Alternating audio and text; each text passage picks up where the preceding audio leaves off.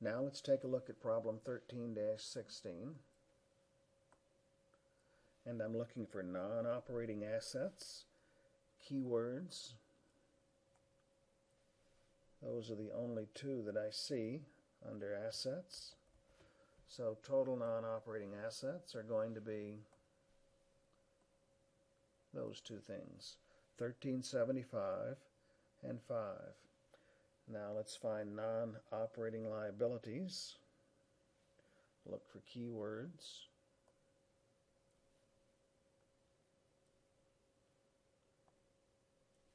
And those are the only three that I see. So the amounts for those non-operating liabilities are going to be 690 and 5. And let's make sure I go across correctly there. 9133. So let's put those in my little schedule to determine net operating assets. Total assets are right there. So let me drop them in. 65,912. And total liabilities, I'm going to drop total shareholders' equities, I should say. I'm going to drop in right down there, 37,704.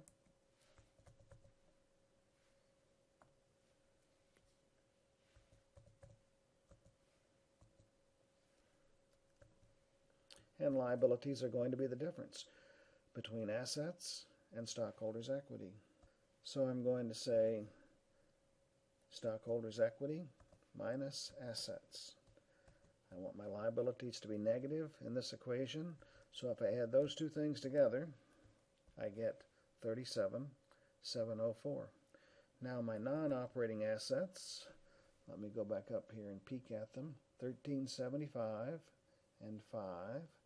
My non-operating assets down here are going to be 1375 plus 5 for my non-operating assets.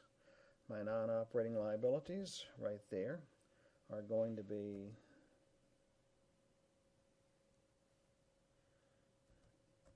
690, 5, and 9133. Notice I've subtracted all of those, minus 690, minus 5, and minus 9133. So there are my non-operating liabilities. Now I can combine those things to get operating assets. I say total minus non-operating to get operating assets of 64,532. And I do the same over here for liabilities. I say total minus a minus non-operating. And that gives me 18,380 for operating liabilities. So let's go across here. Let's add those two things across. And that should give me my net non-operating, in this case, obligations. So let me change this from last week to not assets, but obligations.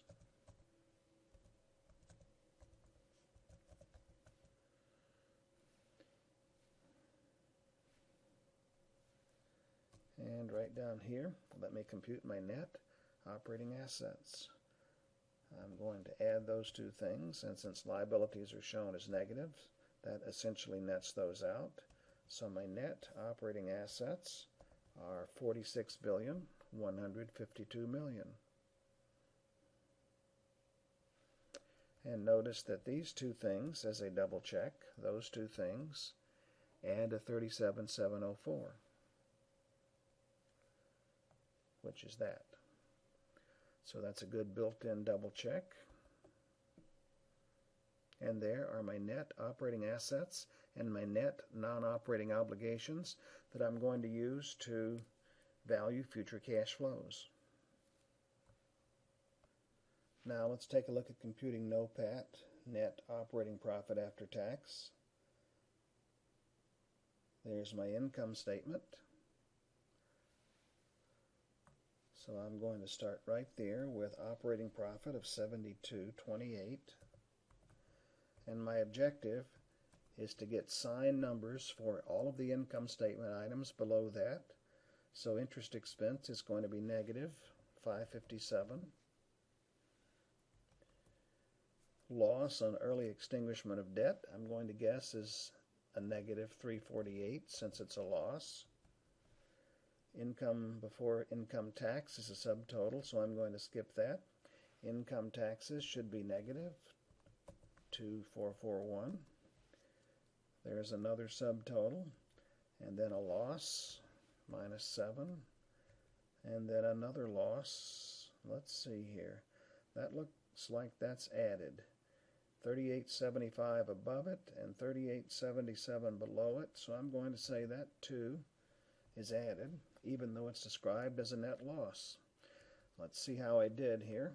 Let's total those up, and they should total to $38.77. So now I have my signs correct on my income statement items. Let's take a look at the tax effect, starting right there. I'm going to say minus 0.37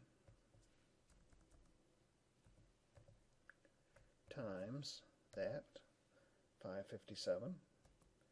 And there's the tax effect of that interest expense. It saves us $206 in taxes, so the tax effect is positive. Copy and paste. And the tax effect of that loss is also positive $129. And now for the tax effect on operating items, I'm going to say equals, there are my total taxes, minus those taxes I've allocated to the non-operating items. And that gives me my tax effect on all of my operating items. And since operating profit is positive, the tax effect is negative. So let's add those across. Not like that, but... And notice by adding across, I'm netting out the taxes. So $44.52 is my NOPAT. And let's double check this entire column here. So let me say copy and paste for the net of tax effect of the interest expense. And there's the net of tax effect on the loss on early extinguishment of debt. And I should be able to add up this column, my after-tax column, and get $38.77 as a double check, and I do. I should be able to add up this column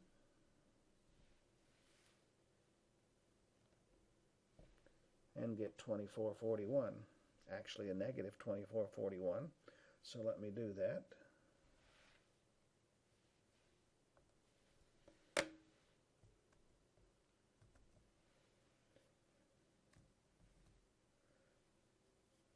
And that's my total taxes in that column.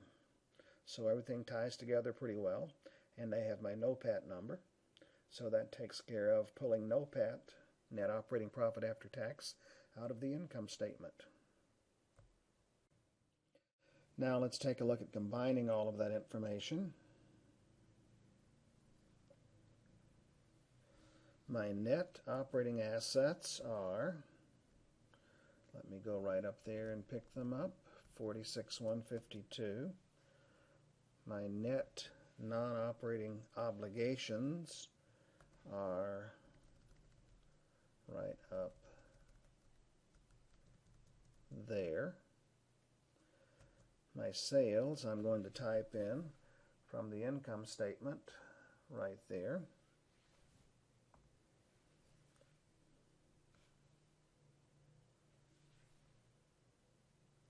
Sales of $123,133. My NOPAT, I just computed right there. So my net operating profit margin I can compute. It is NOPAT divided by sales. So my net operating profit margin is 3.1657%. That's 5 digits of accuracy. Sales growth, I'll look up in the problem in just a minute. My net operating asset turnover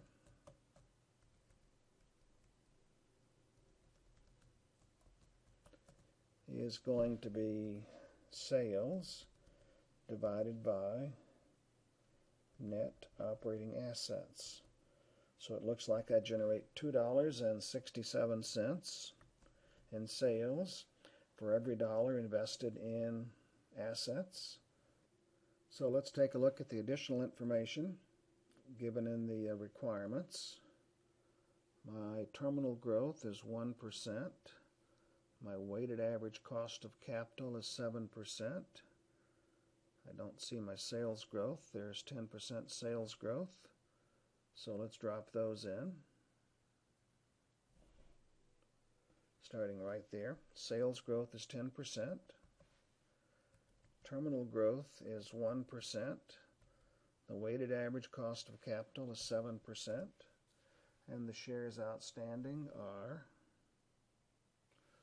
1,231,000,000. So let's drop those in right there.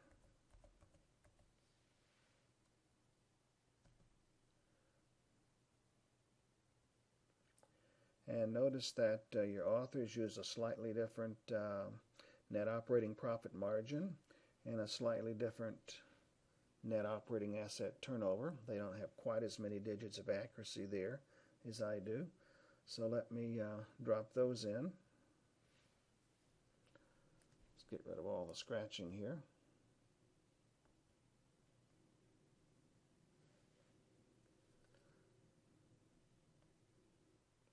Drop those in right there.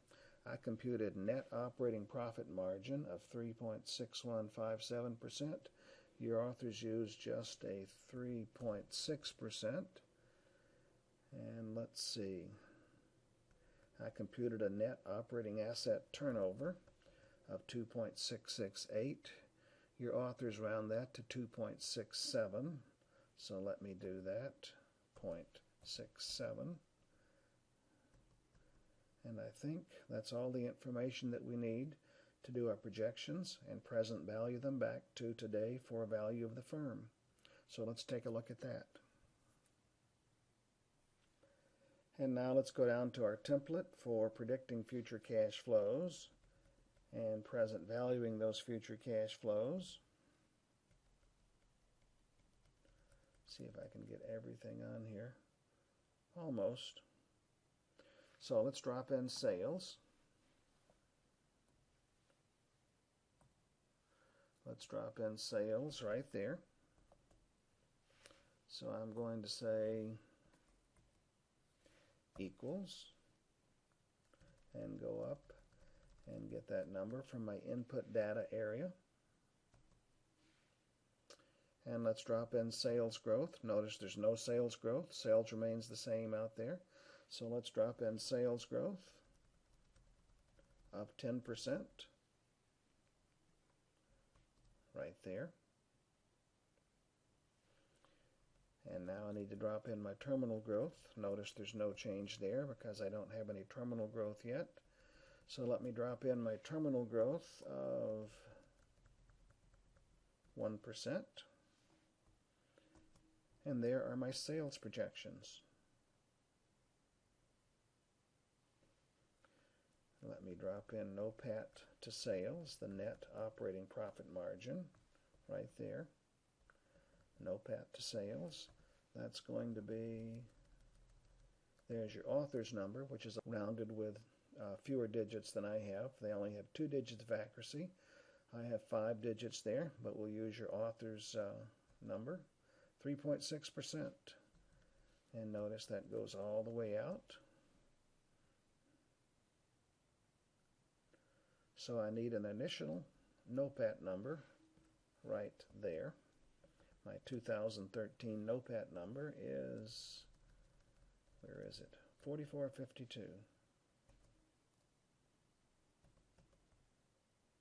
And now all of my projections for NOPAT all the way out to there are based on the net operating profit margin.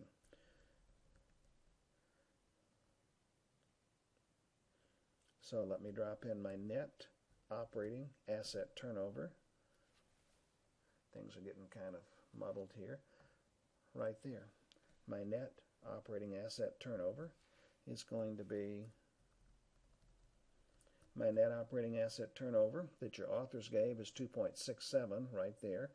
I computed to a little more accuracy than that, and I computed at 2.668, but we'll use your author's number, 2.67, and notice that enters all of my net operating asset turnover numbers out to there. We're assuming no change in net operating asset turnover. Now let me enter my initial figure for net operating assets right there. Once again, it's getting kind of cluttered here. Right there. I'm going to say equals net operating assets of 46,152. My initial net operating asset number.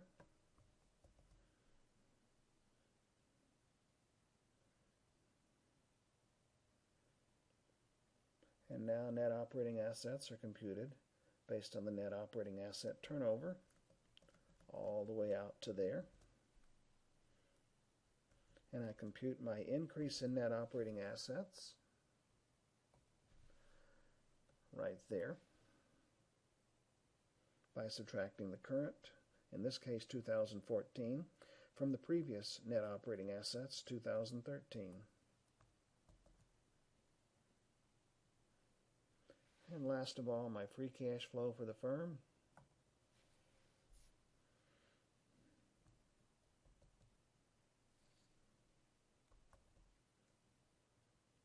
is NOPAT minus the portion of NOPAT that is used to increase net operating assets.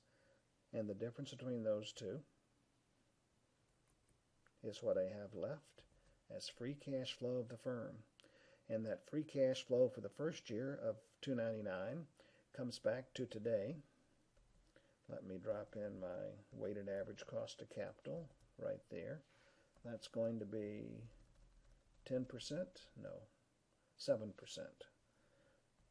Weighted average cost of capital.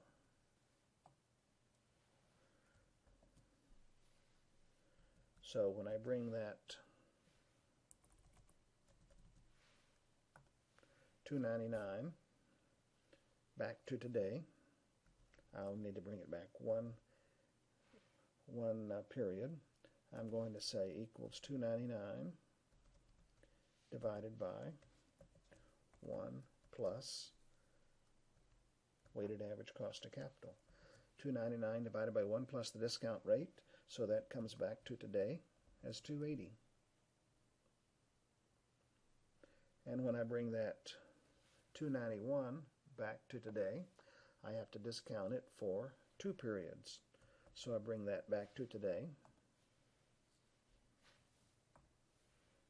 by saying equals $291 divided by 1 plus the weighted average cost of capital, 1 plus the discount rate,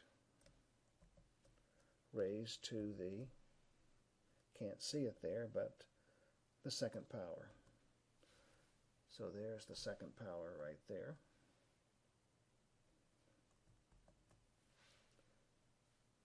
And this formula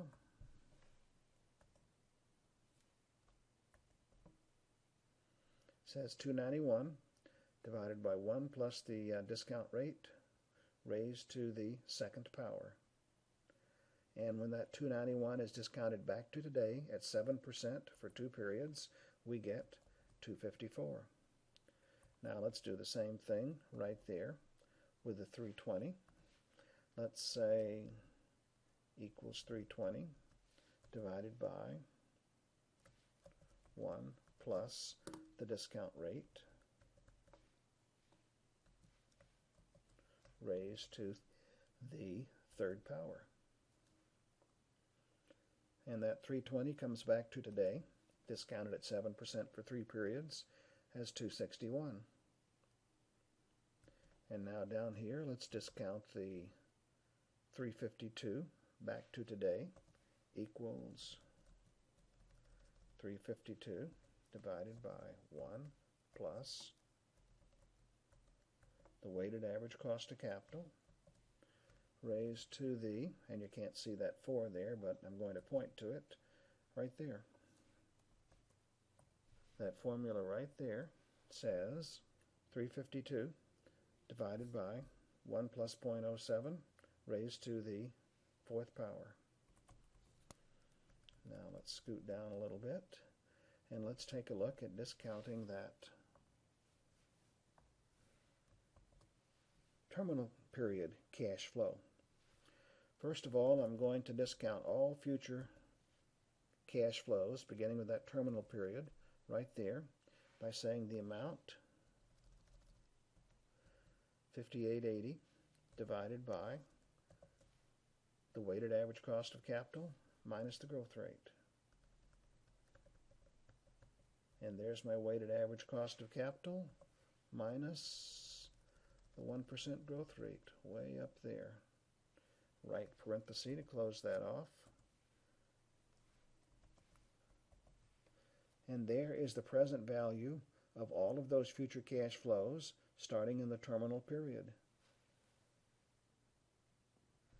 And that formula values those cash flows one period prior to the start of the terminal growth period.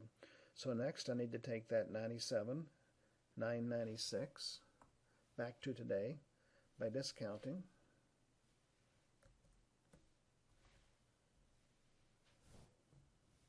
one, two, three, 4 periods. 1, 2, 3, 4. So right there I'm going to say equals 97,996 divided by 1 plus the discount rate, weighted average cost of capital, raised to the 4th power. You can't see that number right now, but that exponent is right there, raised to the 4th power. That amount is 97,996 divided by 1.07 raised to the 4th power. Let's get rid of some of this chicken scratching here.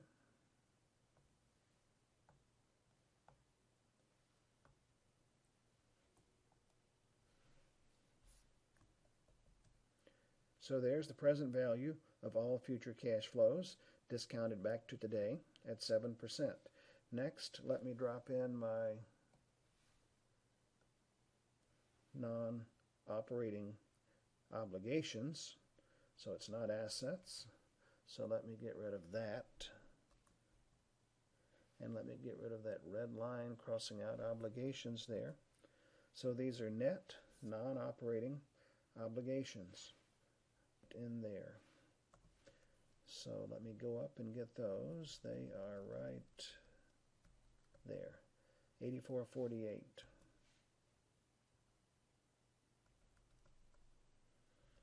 And now the value of the firm is $67,376,000,000.